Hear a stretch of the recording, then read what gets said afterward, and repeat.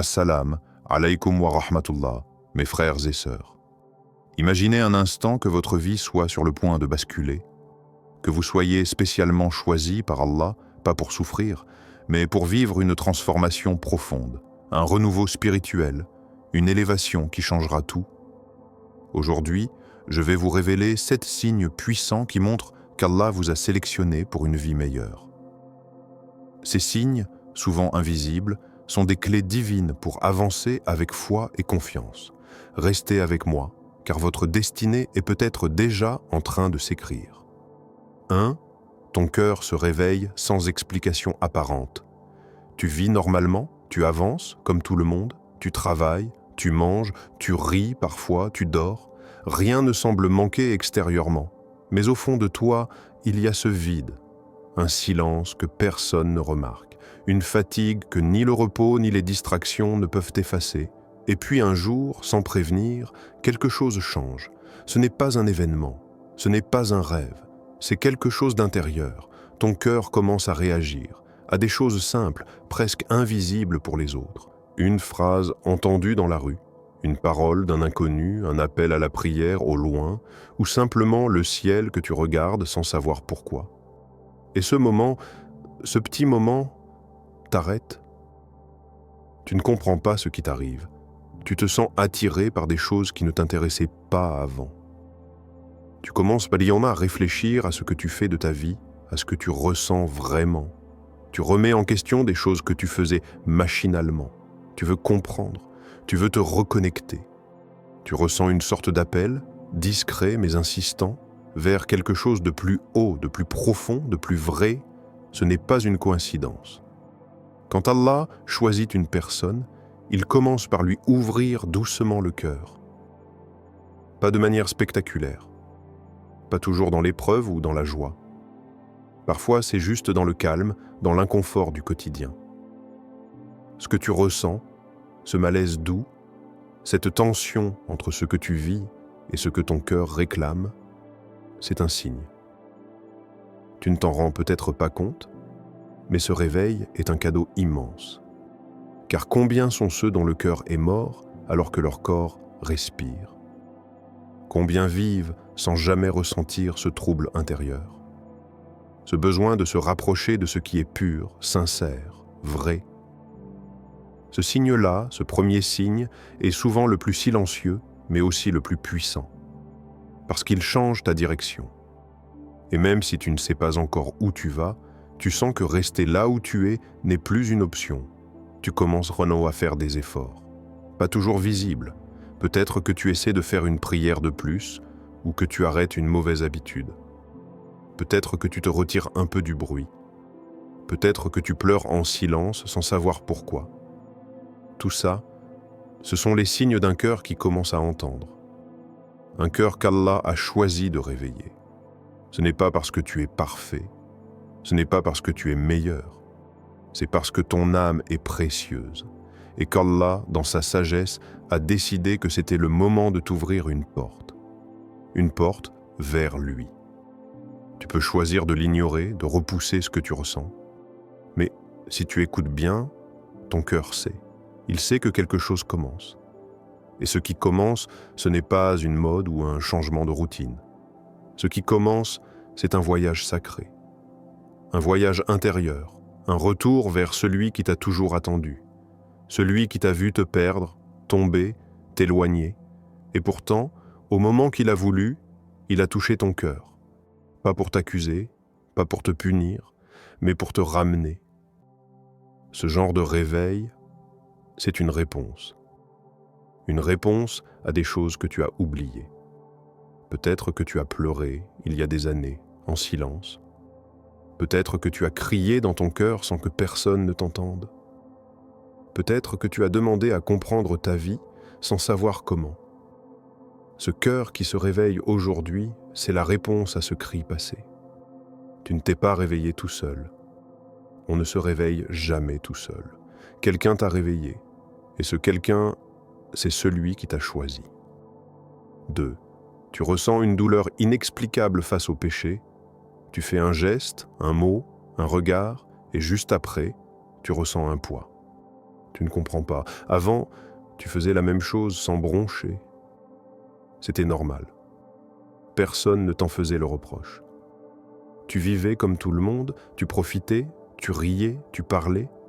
Mais aujourd'hui, quelque chose ne passe plus. Tu te sens mal. Mal avec toi-même. Pas parce qu'on t'a critiqué, pas parce qu'on t'a jugé, mais parce que ton âme te parle. Ce que tu ressens, c'est la douleur face au péché. Une douleur que seuls ceux qu'Allah a choisis peuvent ressentir. Pourquoi ? Parce que cette douleur est un signe de vie. Ce mal-être, cette agitation intérieure après une mauvaise action, c'est le signe que ton âme refuse d'être salie. Et ce n'est pas quelque chose que tu peux provoquer. Tu ne peux pas forcer ton cœur à haïr le mal. C'est Allah qui donne cette lucidité à certains. C'est un privilège immense, même si tu ne le vois pas comme ça maintenant.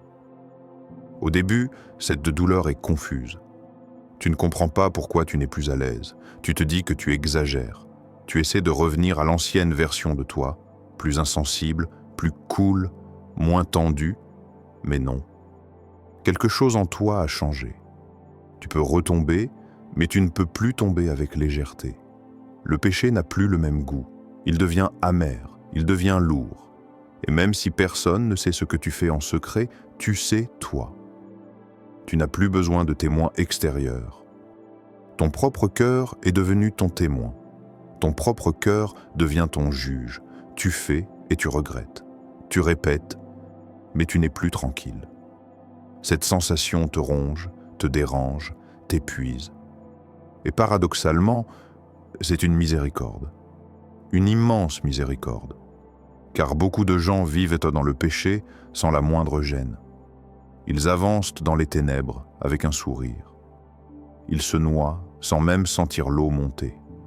Mais toi, tu ressens quelque chose. Et ça change tout. Parce que cette gêne, ce mal intérieur, c'est un appel. Un rappel divin. Un cri silencieux que ton âme pousse pour te dire « Tu n'es pas fait pour ça. Ce n'est pas ton chemin. Reviens. » C'est comme si Allah posait sa main sur ton cœur pour te freiner doucement. Pas pour te briser, non, mais pour te redresser, parce que tu es important à ses yeux, parce qu'il a vu en toi ce que toi-même tu ignores. Ce n'est pas la quantité de tes péchés qui compte ici, c'est ce que tu ressens après. Il y a des gens qui chutent une seule fois et ne se relèvent jamais. Il y en a d'autres qui chutent 1000 fois, mais chaque fois avec des larmes, chaque fois avec le regret, chaque fois avec la conscience que ce n'est pas ce qu'Allah veut pour eux. Si tu ressens cette douleur, c'est que ton âme n'a pas été abandonnée. Elle est encore sensible, elle n'est pas morte. Et ça, c'est une faveur énorme. Tu peux encore être touché, tu peux encore être guidé, tu peux encore revenir. La douleur du péché n'est pas là pour t'écraser, elle est là pour t'éveiller. Elle te pousse à chercher autre chose. Elle t'empêche de t'installer dans l'erreur. Elle te rappelle que ta vraie maison n'est pas dans la désobéissance, mais dans la proximité avec ton Créateur. Ce qui t'arrive, cette culpabilité qui te ronge, ce combat intérieur que personne ne voit, c'est la preuve que tu es en chemin.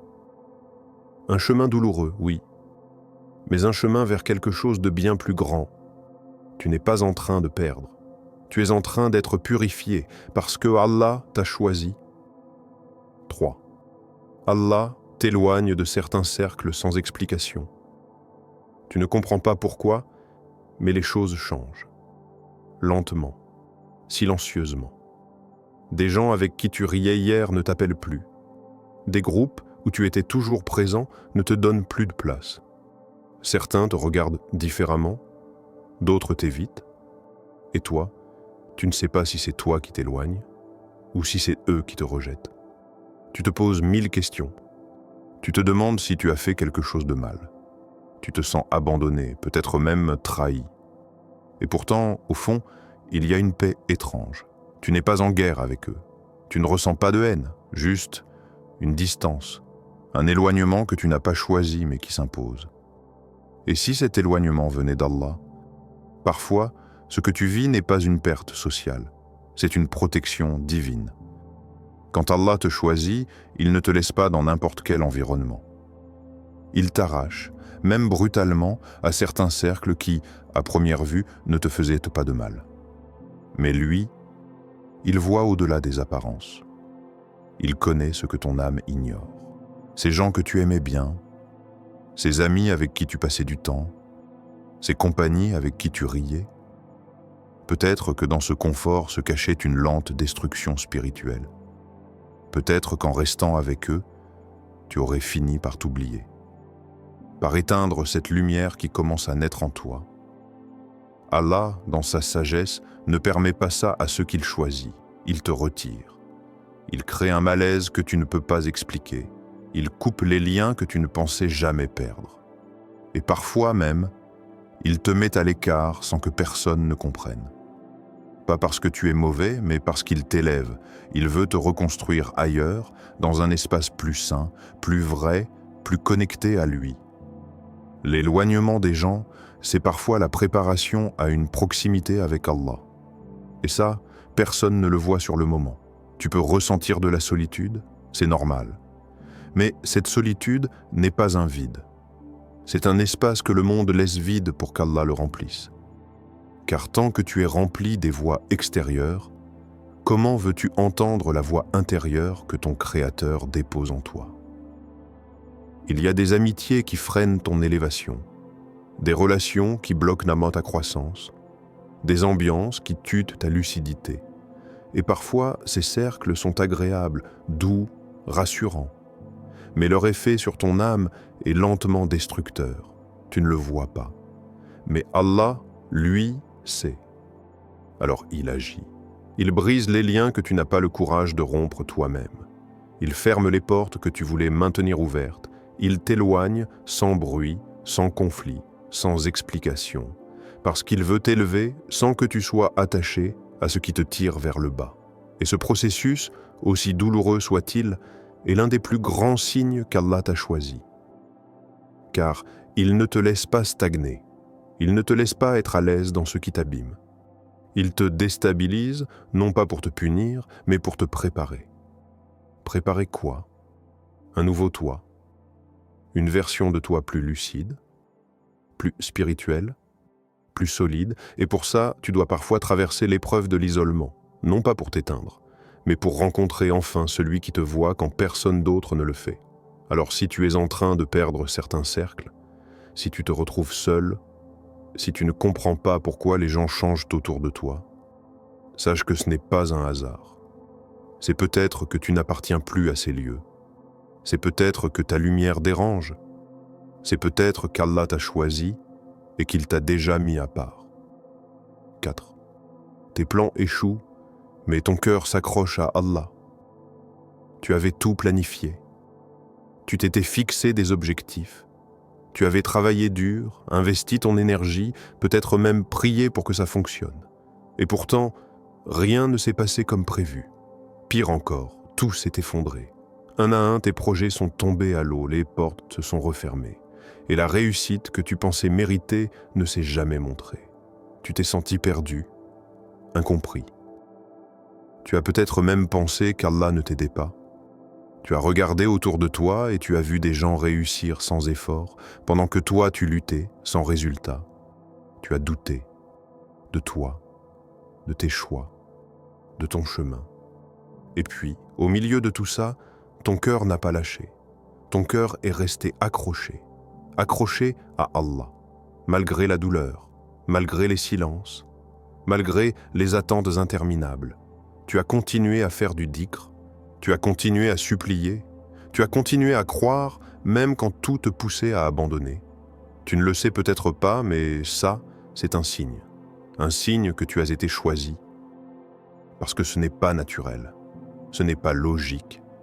Quand quelqu'un échoue, il abandonne, il se détourne, il cherche des alternatives, il arrête de croire. Mais toi, non, tu es tombé, mais tu es tombé vers Allah.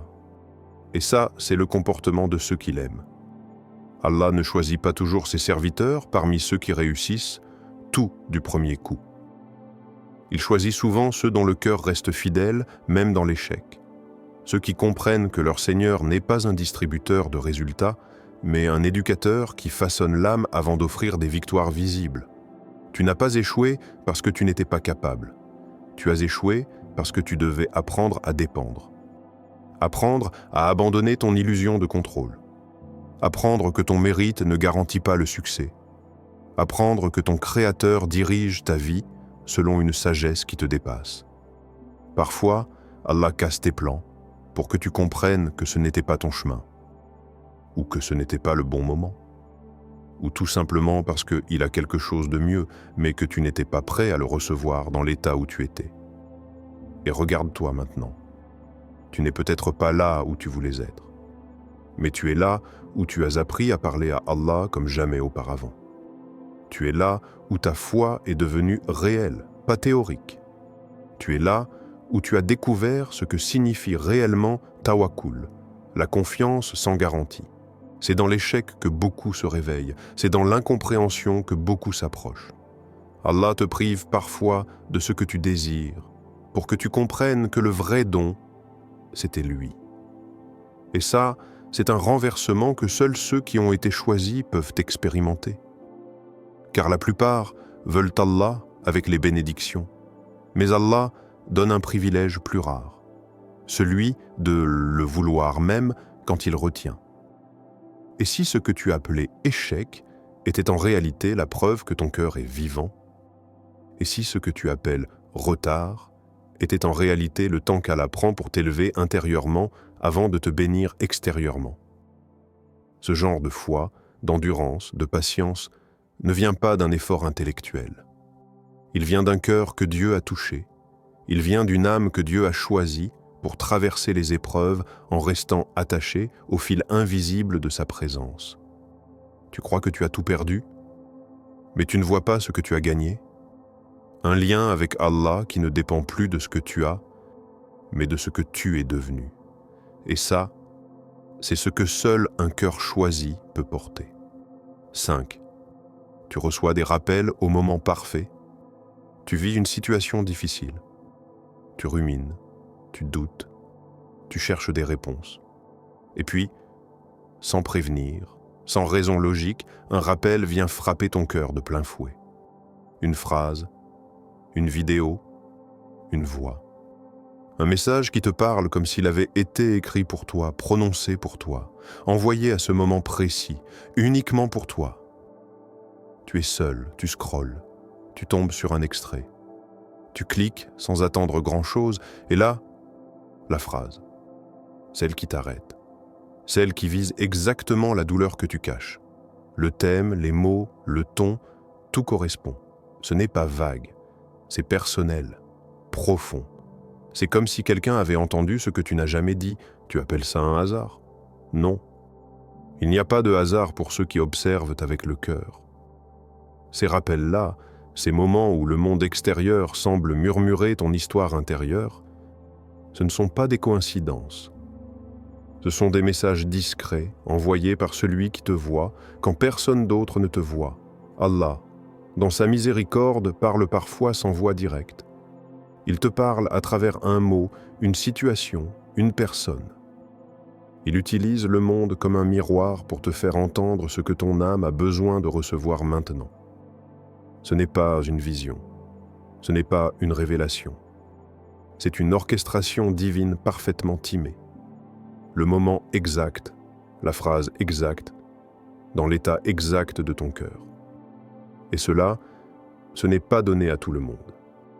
C'est un signe que tu as été choisi pour comprendre ce que d'autres n'auraient même pas remarqué. Certains entendent 1000 rappels, mais leur cœur reste fermé. Toi, il t'en faut un seul, et ton monde intérieur bascule. Parce qu'un cœur choisi ne cherche pas d'épreuves, il reconnaît les signes. Et ce n'est pas toujours un contenu religieux. Parfois, c'est dans une discussion banale. Parfois dans une épreuve que vit quelqu'un d'autre. Tu entends quelque chose et soudain, ça te ramène à toi. Tu comprends une vérité que tu évitais. Tu réalises une erreur que tu ne voulais pas voir. Tu ressens un besoin que tu n'as jamais formulé. Et tout ça, tu le reçois sans bruit, sans lumière qui clignote, sans miracle spectaculaire, juste le bon mot au bon moment. Tu crois que c'est toi qui as trouvé ce rappel? Non. C'est le rappel qui t'a trouvé, parce que ton cœur était prêt à entendre. Parce que Allah, dans son immense sagesse, choisit les moments précis où l'âme est assez souple pour recevoir. Pas avant, pas après. Et plus tu progresses, plus ces rappels deviennent subtils, moins ils sont bruyants, moins ils sont imposés. Ils deviennent des murmures doux dans le tumulte du quotidien. Et c'est là que tu sais que ton lien avec Allah devient réel, quand il te parle dans des choses que les autres ne remarquent même pas. C'est comme un fil invisible entre toi et lui. Et quand tu commences à remarquer que les rappels te visent personnellement, quand tu te sens comme ciblé dans le silence, alors pose-toi cette question. Pourquoi moi? Pourquoi maintenant? Pourquoi de cette façon? Et la réponse est simple. Parce que tu as été choisi pour entendre. Parce que ton cœur a été préparé pour accueillir ce que d'autres rejettent. Parce que ta transformation a déjà commencé. Et Allah ne t'abandonnera pas en chemin. Les rappels ne sont pas là pour t'étonner. Ils sont là pour te guider, te recadrer, te confirmer que tu es vu. Et c'est exactement ce que ressent une âme que son Seigneur a choisie. 6. Ton âme aspire à la solitude avec lui. Il y a un moment dans ta vie où tu n'as plus envie de tout partager. Tu ne veux plus parler à tout le monde. Tu n'as plus la force d'être tout le temps visible, entouré, disponible. Ce n'est pas de la tristesse, ce n'est pas du rejet, ce n'est pas non plus de la fatigue sociale, c'est plus profond que ça. C'est ton âme qui réclame le silence, l'éloignement, l'intimité. Pas avec les gens, pas avec le monde, mais avec celui qui t'a créé. Tu ne sais pas l'expliquer, tu ne sais pas le justifier, mais tu sens que tu as besoin de t'isoler. Pas pour fuir, mais pour te retrouver, pour te recentrer, pour respirer, différemment.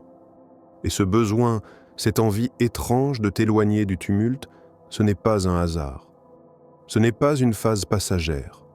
C'est le signe que ton cœur a été attiré vers quelque chose que le monde ne peut pas t'offrir. Quand Allah choisit une personne, il la détache progressivement du bruit inutile. Il l'arrache doucement à la dépendance des regards, des paroles, des foules. Il l'emmène vers un espace de paix privé, un espace entre lui et son serviteur. Tu ressens ça quand tu es dans la nuit, seul, sans distraction. Tu ressens ça quand tu t'éloignes des réseaux, des discussions sans profondeur, des relations superficielles. Tu veux juste être dans le calme, parce que ton âme commence à entendre quelque chose qu'elle n'entendait pas avant. La solitude, quand elle est choisie pour se reconnecter à Allah, devient un acte d'adoration invisible. Un refuge sacré, une pause spirituelle dans un monde qui court sans réfléchir. Et là, tu comprends que cette solitude n'est pas un isolement, c'est une invitation d'Allah à venir t'asseoir, à baisser la tête, à ouvrir ton cœur. Et tu le sais, au fond, tu n'as jamais été aussi vivant que dans ces instants-là. Ces instants où tu ne fais rien, mais où tu ressens tout, où tu n'entends plus le monde, mais où tu ressens sa présence. Ce genre d'état, ce besoin de t'écarter de ce qui t'épuise intérieurement, c'est une purification. Allah te nettoie de l'agitation extérieure. Il te ramène à l'essence. Et l'essence, ce n'est pas de faire, ni de prouver, ni d'impressionner. C'est simplement d'être, d'exister sous son regard. Alors oui, parfois tu te sens incompris. Les gens ne comprennent pas ton silence. Ils pensent que tu es distant, froid, bizarre. Mais ce qu'ils ne voient ne voient pas, c'est que tu es occupé ailleurs. Ton âme est absorbée par une quête que même toi tu ne peux pas toujours nommer. Et si tu ressens ça, si tu as soif de ces moments où tu peux t'asseoir dans le calme, parler à Allah sans mots compliqués, pleurer sans te cacher, te concentrer sans distraction, alors sache que tu n'es pas en train de t'éloigner des autres. Tu es simplement en train de te rapprocher de ton Créateur. Et ce genre de proximité n'est pas accordé à tout le monde. Il faut être choisi pour goûter à ce genre de silence. Car ce silence-là guérit, répare, nettoie, nourrit. Quand ton âme aspire à la solitude, ce n'est pas un caprice spirituel. C'est un rendez-vous que ton Seigneur t'a fixé, loin du regard des autres, loin du bruit, loin du monde.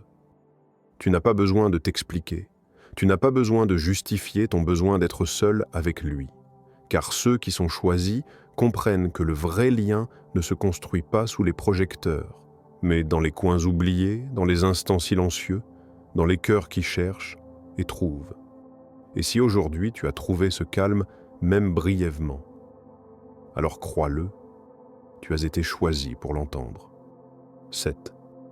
Tu changes, sans comprendre pourquoi. Tu ne sais pas expliquer ce qui t'arrive, tu n'as pas eu de révélation soudaine, tu n'as pas lu un livre précis, tu n'as pas vécu un grand bouleversement, et pourtant, tu sens que quelque chose change en toi, lentement, silencieusement, profondément. Tu ne penses plus comme avant. Ce qui te faisait rire hier te gêne aujourd'hui. Ce que tu trouvais normal commence à te déranger. Tes centres d'intérêt évoluent, tes priorités se déplacent. Tu regardes les choses avec un autre regard. Un regard plus lucide, plus intérieur. C'est comme si tu étais en train de te transformer sans l'avoir vraiment décidé. Et autour de toi, peu de gens le remarquent.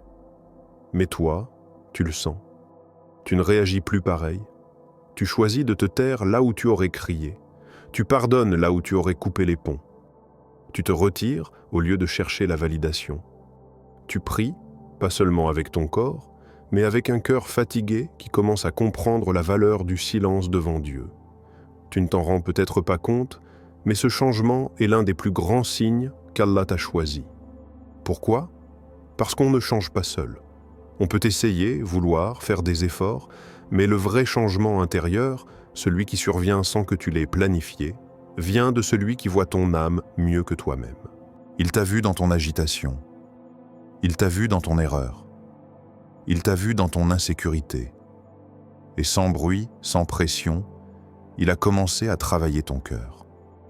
Pas en te forçant, mais en rendant certaines choses amères et d'autres plus douces. En éveillant en toi une conscience que tu n'avais pas.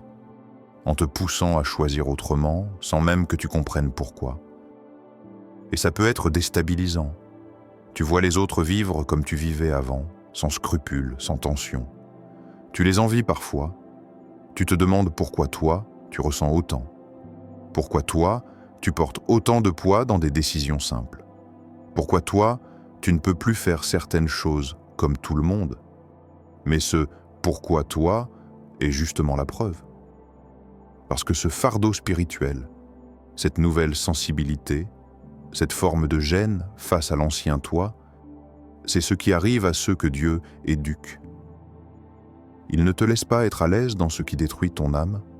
Il ne te laisse pas dormir dans ce qui t'éloigne de lui. Il te dérange pour te corriger. Il te pousse à évoluer, parfois sans que tu le comprennes sur le moment. Tu deviens plus attentif à ta parole. Tu remarques la petitesse de certains comportements que tu justifiais autrefois. Tu t'éloignes de certaines personnes, pas par haine, mais par protection de ton chemin.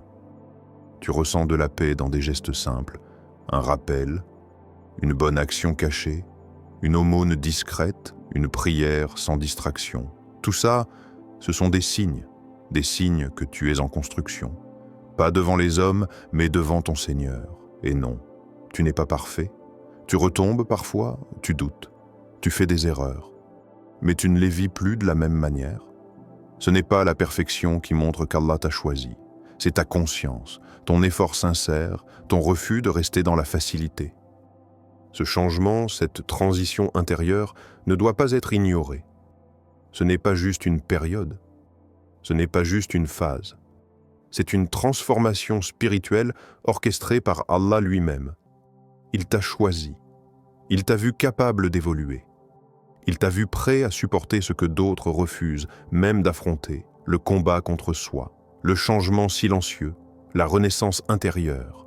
Et aujourd'hui, tu n'es plus celui ou celle que tu étais. Tu es celui qui a été touché, modifié, rappelé, guidé, sans tambour, sans applaudissements, mais avec un sceau invisible, le sceau de celui qui t'a choisi, Vous voyez, reconnaître ces signes est un cadeau immense. Allah ne choisit jamais quelqu'un au hasard. Chaque épreuve, chaque bénédiction, chaque silence a un but. Si vous voyez ces indications dans votre vie, sachez que vous êtes sur le chemin d'une transformation profonde et durable. Continuez à nourrir votre foi, à persévérer dans le bien et laissez Allah guider chacun de vos pas. Si cette vidéo vous a touché, n'oubliez pas de la liker, de la partager et de vous abonner à Al-Huda pour ne rien manquer des prochains messages inspirants. Qu'Allah vous bénisse et vous élève toujours plus. Assalamu alaykum wa rahmatullah.